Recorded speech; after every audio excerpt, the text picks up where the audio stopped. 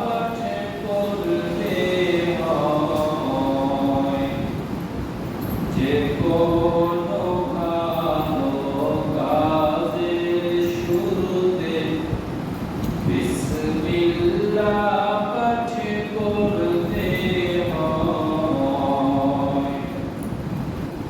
বিসমিল্লাহ ছাড়া কাজ শুরু করলে বরকত নষ্ট হয়ে যায়। কবরের কথা স্মরণ করো, বাহাদুরি করিও না। দুনিয়াদারি থাকবে পড়ে, আপনি আমি থাকবো না।